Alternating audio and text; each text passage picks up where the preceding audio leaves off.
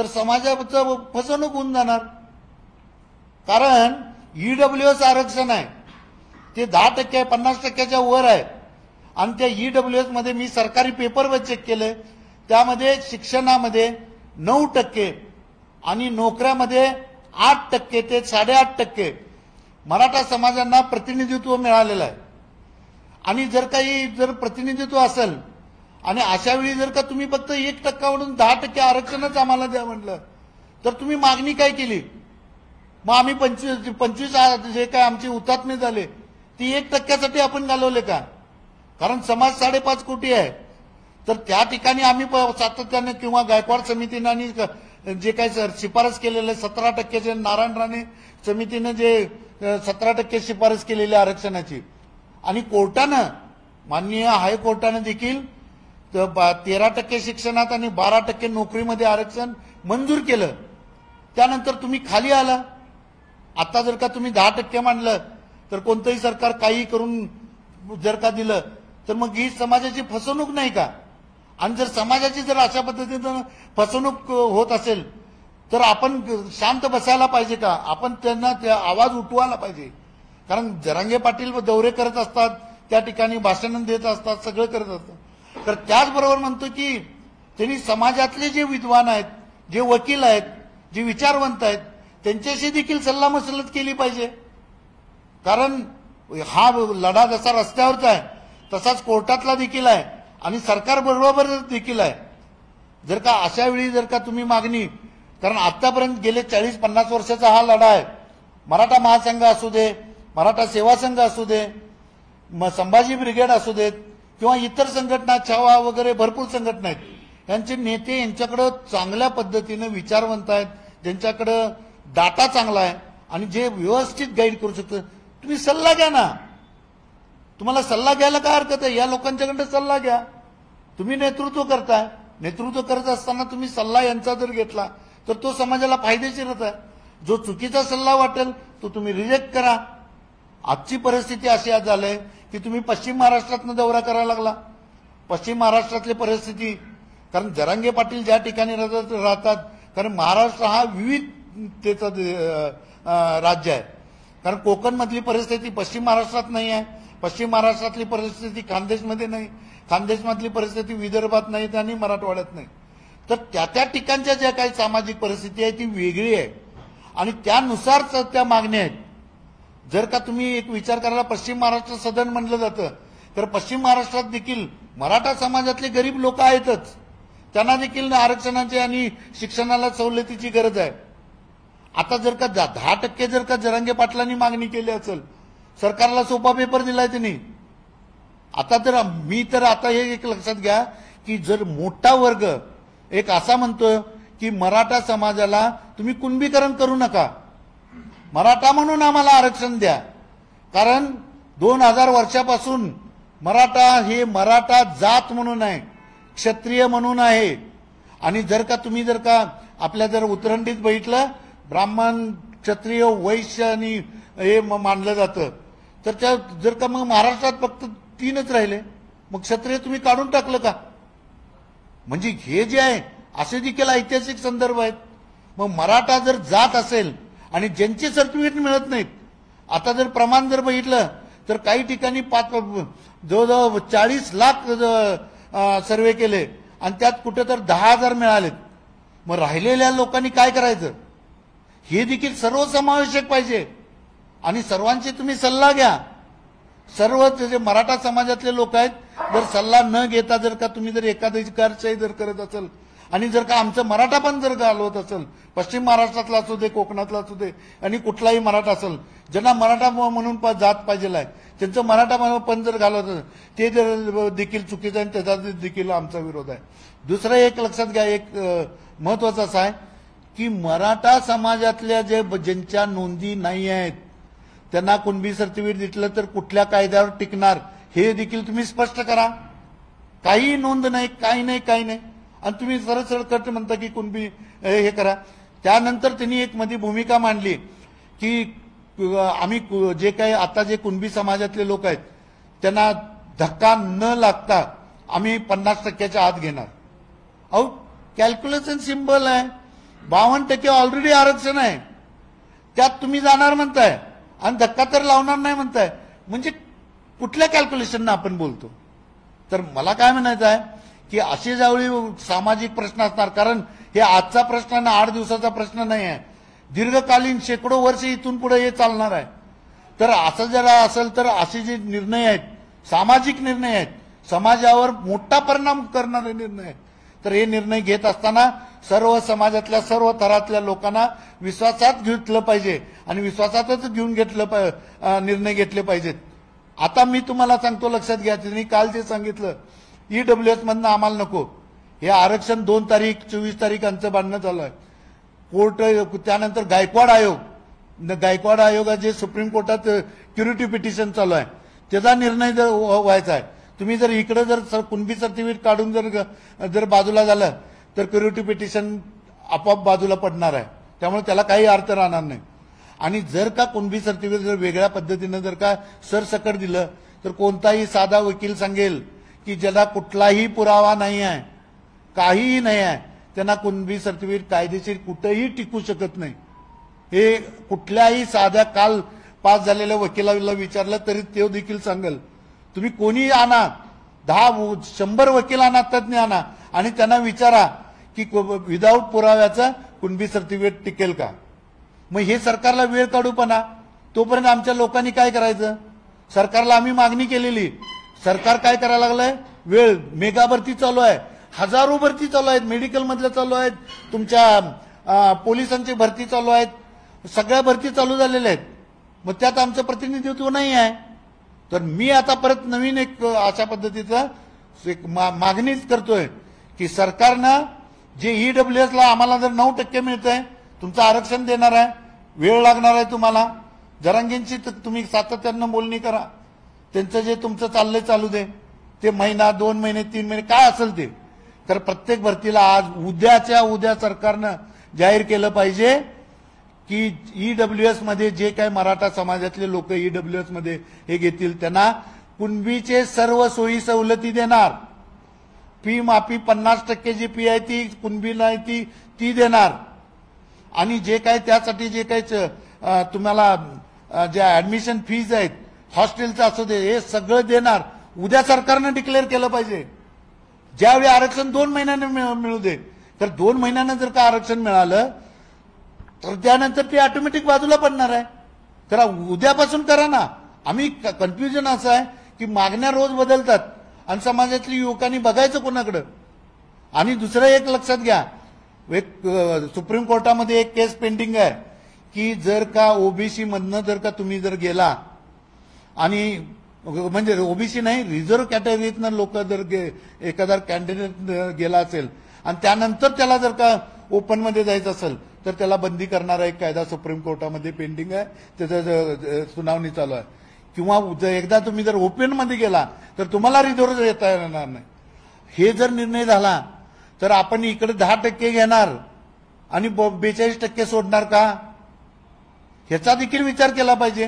कारण स्पष्ट भूमिका आणि ठाम भूमिका पश्चिम महाराष्ट्रातल्या मी तमाम मराठा जे आहेत आणि मराठांच्या लोकांच्या, कोकणातल्या मराठा लोकांच्या वतीनं माझं एक म्हणणं असं आहे की जर का तुम्ही जर अशा पद्धतीनं सरकारनं जर का इमिजिएट चालू केलं, म्हणजे ईडब्ल्यूएस मधल्या ज्या कॅपॅसिटी चालू केल्या आणि तोपर्यंत जे काही गायकवाड आयोगातल्या त्रुटी दुरुस्त केल्या, तर त्यानंतर काय होईल? आमचं मराठा पण राहील ना, कुणबीचं राहील, आमचं मराठा पण राहील, आम्हाला आरक्षण पण मिळेल. ते पण घालवायची गरज नाही. म्हणजे मराठा पण जात नाही, आम्हाला जातीत काही फरक पण करायची गरज नाही. म्हणजे मग समाजाचा कुठं तर या ठिकाणी खरोखर विजय होईल. दुसरी गोष्ट लक्षात घ्या महत्वाचं की युवक जे आहेत समाजातला त्यांचा उद्रेक होतो. बीडमध्ये उद्रेक झाला. आज 600-700 मुलांचं दिवाळी जेलमध्ये गेले. कोण जबाबदार याला? 6,000 लोक माझ्या माहितीप्रमाणे तिकडून 6,000 ते 10,000 लोक परागंदा आहेत. कुणाच्याकडे पैसे आहेत एवढे बाहेरच्या गावात जाऊन राहायला? आणि जर का आपण जर म्हणलं की ते आमचे नव्हतेच आणि आम्ही काय त्यांना नाही, अरे आपण आंदोलन करत असतो त्यावेळी पाची बोटं सारखी नसतात. जे युवक आहेत, मी हिंसेचं कधी समर्थन करत नाही.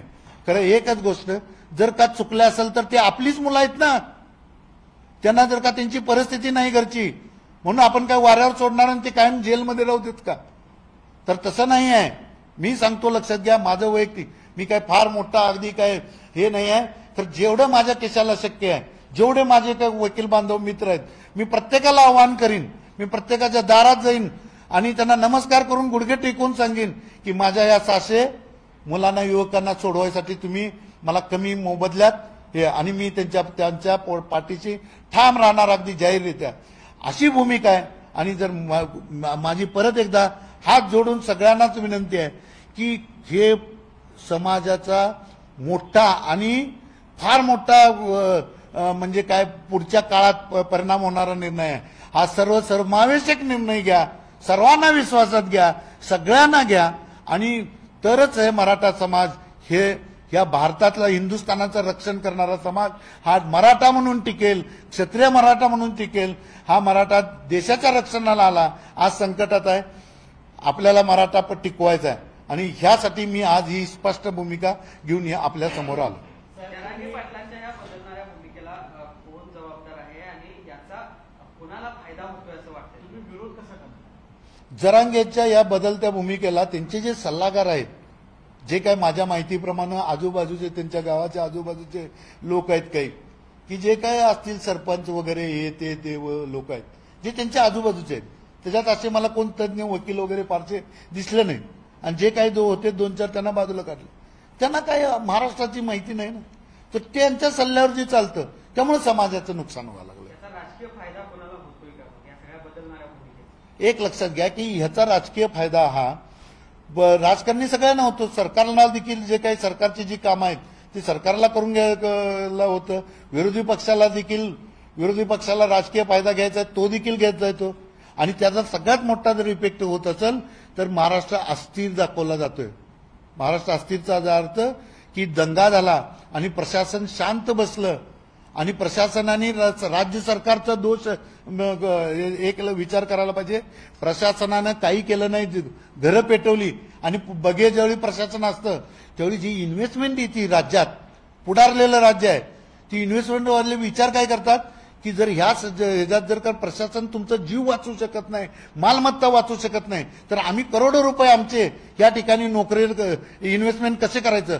त्यामुळे जवळपास माझ्या अंदाजानं तुम्ही 2-3 हजार नोकऱ्यांसाठी 4 लाख नोकऱ्या घालवल्या, ज्या बाहेरच्या इन्व्हेस्टमेंटमुळे आल्या असत्या.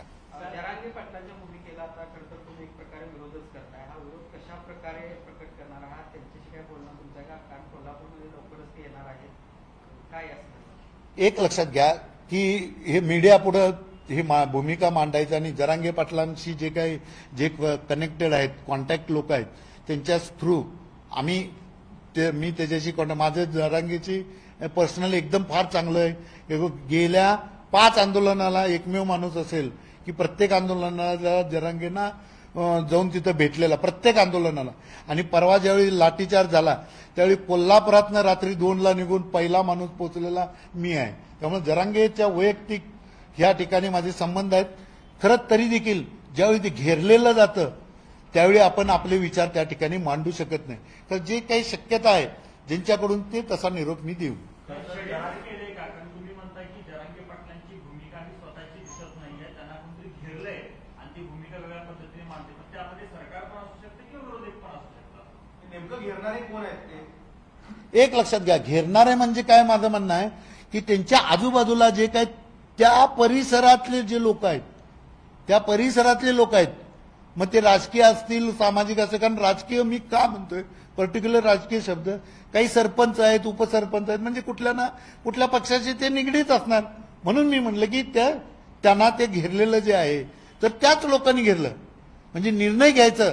आता काही जे पश्चिम महाराष्ट्रात जे नियोजन करायला लागतंय, तर ते नियोजन करायचं झालं तर जे कमिटी असते इथल्या लोकांना, त्यांच्या आजूबाजूच्या लोकांना पहिल्यांदा फोन करून सांगावं लागतं की आम्हाला इथं नियोजन करायचं आहे आणि तुमच्याकडून आम्हाला काय. हे महाराष्ट्राला शोभणारं नाही आहे. कारण महाराष्ट्र हा, एक लक्षात घ्या, सगळ्यात महत्वाचं, आज आपण आरक्षण नक्की मिळवू, खरं आपल्या डोक्यावर एक क्राऊन होता, मराठा समाजाचा एक मुकुट होता की 57 मोर्चे शांततेत काढले, तो मुकुट मात्र थोडासा गळून पडला असं मला वाटतं. त्यानंतर कन्फ्युजन असं होतंय की इतकं मोठं आंदोलन उभारलेलं आहे, तर याचे बॅकबोन ते तेवढं एक गाव आहे, ते सरपंच आहे का विरोधी पक्षात बसलेले कोणी आहे? कारण इतकं मोठं जेव्हा उभं राहतं तर कुठला ना कुठला तर ब्रेन त्यात असू शकतो. हे म्हणजे व्यवहाराला न पटणारे की ते एक सरपंच उपसरपंच आणि नेमकं आपण बरोबर प्रश्न विचारला की एवढं मोठी यंत्रणा लावणे आणि त्या सकाळ इतका मोठा दूरदृष्टी कुणाला आहे किंवा एवढी दूरदृष्टी कुणी ठेवली? तर आता दूरदृष्टी महाराष्ट्रात फार कमी लोकांच्याकडे आहेत. जे कमी आहेत त्यांची दूरदृष्टी मला वाटतं इथं काय लागली का नाही मला माहित नाही, खरं दूरदृष्टी दिसते. पण जरांगे पाटलांना कसा विरोध करणार किंवा कशा पद्धतीने? एक लक्षात घ्या, माझी भूमिका कायमची एक असते की समाज हा एकत्र राहायला पाहिजे. समाज आज प्रेस मला जरांगे पाटलांचा विरोध म्हणजे अगदी ठाम विरोध असा आहे की त्यांच्यामध्येच सुधारणा व्हायला पाहिजे. त्यांना कोणी तर सांगितलं पाहिजे की ह्या भावनेने की मनोज तुम्ही सुधारलं पाहिजे, जरांगे पाटील तुम्ही अशा पद्धतीनं करा. कोणच सांगायचं ते धाडच करत नाहीत. त्यामुळे जे काही चुकावं लागलं. कोकणातनं कुणबी म्हणून सर्टिफिकेट घ्यायला विरोध झालाय. पश्चिम महाराष्ट्रातला नेमकी काय भूमिका आहे? कुणबी म्हणून सर्टिफिकेट घेणार आहे की फक्त मराठा म्हणून आरक्षण पाहिजे? पश्चिम महाराष्ट्रातली भूमिका अशी आहे की ज्यांचे कुणबी सर्टिफिकेट मिळतात त्यांना कुणबी द्या, राहिलेल्यांना मराठा क्रांती मोर्चाच्या रूपानं मराठा म्हणूनच सर्टिफिकेट आम्हाला आरक्षण द्या.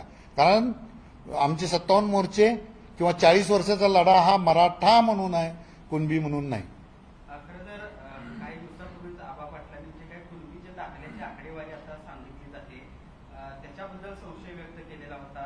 आता तुम्ही जरांगे पाटलांच्या सगळ्या भूमिकेबद्दल संशय घेताय, तर याचा फटका या आंदोलनाला किंवा ह्या जिथपर्यंत आता हे मराठा आरक्षणाचा विषय आलेला आहे त्याला बसेल असं वाटत? त्याला जोडून एक प्रश्न, या आंदोलनामधनं नेमकं काय साध्य झालं वाटतंय तुम्हाला? तर कुठं वेगळ्या मार्गाला किंवा भरकटलेलं आंदोलन असं म्हणतो आपण? पहिल्या प्रश्नाचं असं उत्तर आहे की जर का बोललं नाही तर एंड रिझल्ट एकदम कुठं तर वाईट होण्यापेक्षा योग्य वेळेला आपण बोललं पाहिजे. आणि जे काही जे संख्येबाबतीत जे काही लोकांनी जे काही संख्या वगैरे सांगितली, तर आता ज्या संख्या येतात ते सगळ्या मीडियाला अगदी क्लिअर माहित आहेत. क्लिअर कट पेपर येतोय. एवढेच चेक केलं, 47 लाख केलं, 50 लाख केलं आणि त्याच्या अगेन्स्ट एवढे सर्टिफिकेट आम्हाला मिळाले. त्यामुळे त्या ज्या कन्फ्युजन आबा पाटलांनी केल्या असतील त्या कन्फ्युजनला काय नाही, कारण पेपर बोलतोय. आता कोण व्यक्ती बोलत नाही. आणि जे काही सरकारनं लगेच, मी आज या प्रेसवरनं सांगतो, मुख्यमंत्र्यांनी दिवाळी आज संपते आपल्या दृष्टीनं, भाऊबीज हे आम्हाला भाऊबीजेलाच्या दिवशी तुम्ही ओबीसीना जे काही देणार आहे ते देणार आहे ते सगळं मराठ्यांना द्या पहिला आणि मगच तुम्ही भरती करा. तोपर्यंत भरती करू नका, पहिला द्या फी माफी. मी तर त्याच्या पुढचं मागणी करतोय की जे काय आरक्षणचं आंदोलन चालू झालं त्यावेळीपासून जे काही ईडब्ल्यूएस मधनं मिळालं त्या सगळ्यांना, जे काही बाजूला पडले सगळ्यांना नोकऱ्या द्या. तिथं PSIची 65 मुलं आहेत, माझ्या 18 भगिनी आहेत, त्या गेल्या 4 वर्ष त्या आझाद मैदानावर पडून आहेत, त्यांना नोकऱ्या द्या. आणि जी फी जे घेतलं बॅक डेटेड पैसे त्यांचे देऊन टाका. सरकारचं नुकसान काही नाही, सरकार कुठं तर खर्च करणार होतं, सरकारनं ते करावं. आता तुम्ही सकल मराठा समाज म्हणून तुम्ही आता आपली भूमिका मांडताय. कोल्हापुरामध्ये सकल मराठा समाजाचं एक आंदोलन चालू आहे, तर मग ते कोण आहे? ते सकल मराठा आहेत की नेमकं कोण, म्हणजे कोणाची बाजू खरी म्हणायची? एक लक्षात घ्या, कसं आहे माहिती का की प्रत्येक ज्यावेळी मोठं आंदोलन 5.5 कोटीचा समाज आहे, ज्यावेळी मोठं आंदोलन होतं त्यावेळी वेगवेगळ्या प्रकारचे विविध प्रकारचे विचार असतात. प्रत्येकाचा एम जर एक असेल तर मग प्रत्येकाचा मार्ग वेगवेगळा असू शकतो. मग कोल्हापुरातले बसलेले ते देखील आपले बांधवच आहेत आणि ते देखील हे करतात. आणि जी आचारसंहिता, मला त्याबद्दल जरा जी गाठलेलं आहे आचारसंहिता बाबा, की जे मराठा समाजातले लोक आहेत, राजकीय लोकांना तुम्ही बाजूला ठेवलं पाहिजे, कोणी राजकीय मोठं इंटरफेअर नको, असं प्रत्येक ठिकाणी मी सांगत असतो. त्यांनी राजकीय लोकांना बाजूला ठेवलं, वेलकम. राज्यामध्ये अनेक प्रश्न जो हे होतो, नामदेवराव जाधव तुम्हाला त्यांनी दावा केलाय की मी जिजाऊंचा वंशज आहे. तर सातारा आणि कोल्हापूर ही गादी खरं तर छत्रपतींची आहे. ते वंशज मात्र जिजाऊंचा वंशज आहे असल्याचा दावा करतायत. आणि उदयनराजेंच्या एकूणच भूमिकेवर संशय घेत आहेत, त्यांच्या मालमत्तांच्या बाबत संशय घेत आहेत, त्यांची जमीन 2 लाख एकर आहे अशा पद्धतीचा दावा ते करतायत. एकूणच अशा पद्धतीने आता ही वक्तव्य होऊ लागली. एक लक्षात घ्या, सातारा गादी आहे, कोल्हापूर गादी आहे. उदयन महाराजांचे महाराष्ट्र काय सगळा देश त्यांना मानतो, कोल्हापूरच्या गादीला देखील मानतो. जसं आम्ही ठामपणे सांगतो की छत्रपती शाहू महाराजांचं 1902चं आरक्षण आम्हाला रेग्युलर करा. नामदेवराव जाधव सांगतात की मी जिजाऊंचं वंशज आहेत. त्यांची कृती, त्यांचं बोलणं, त्यांचं वागणं हे मला नाही वाटत की ते कुठले वंशज असतात. ते स्वतःचेच वंशज वाटतात. कारण खरोखर जर का ते वंशज असते तर अशा पद्धतीचे सातारच्या गादीवर असू दे असे आरोप केले नसते. तर आमचा भावना या कायम सातारच्या आणि कोल्हापूरच्या गादीची भक्कमपणे आहे.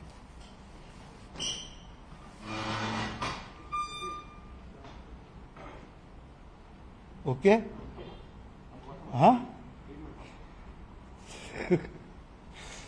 पण त्यांची आता सभा होऊ देणार की नाही पश्चिम महाराष्ट्रामध्ये? नाही, देव तुम्हाला पाहिजे होता मला माहित आहे. हा, पाणी द्या. अजिंक्य 1 मिनिटामध्ये 1 ते 1.5 मिनिटामध्ये फक्त पाहिजे या संदर्भातच 1 ते 1.5 मिनिटामध्ये जे तुम्ही जास्त नको 1.5 मिनिटामध्येच पाहिजे प्रॉपर.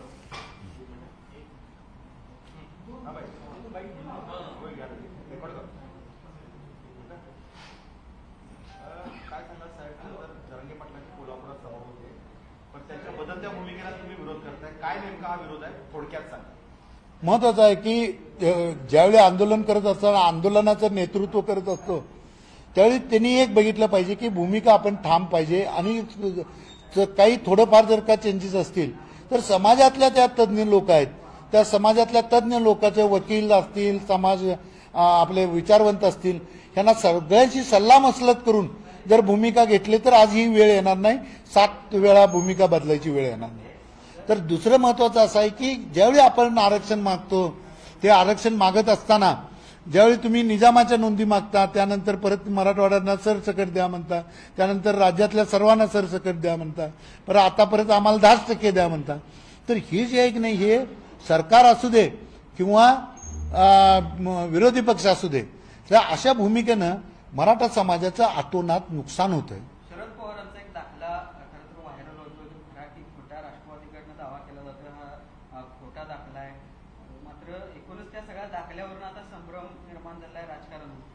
एक लक्षात घ्या, पवार साहेबांच्या दाखल्याशी आणि ते मराठा आहेत का कुणबी आहेत का हे ह्याच्याशी आम्हाला हे असण्यापेक्षा फक्त त्यातलं एक लक्षात घ्या, पवार साहेबांच्यामुळं दाखल्यात काय लिहिलंय ह्याच्यापेक्षा महत्वाचा मुद्दा त्यातला एक आहे की पवार साहेबांनी जे GR काढला 1994चा, त्या GR मुळं पवार साहेबांच्यामुळं मराठा समाजाचं अतोनात नुकसान झालं. मग त्यांच्या याच्यावर कुणबी असू दे नाही तर मराठा असू दे, समाजाचं नुकसान मात्र झालेलं आहे. त्यामुळे दाखल्यापेक्षा जे काही त्यांचे जे काही ऍक्शन म्हणता येईल, मुख्यमंत्री असल्यामुळे त्या ऍक्शनमधनं तिने मराठा आहेत हे दाखवायची गरज होती. त्यामुळे ती काही दिसली नाही, त्यामुळे मराठा समाजातले लोक त्यांना विरोध करतात.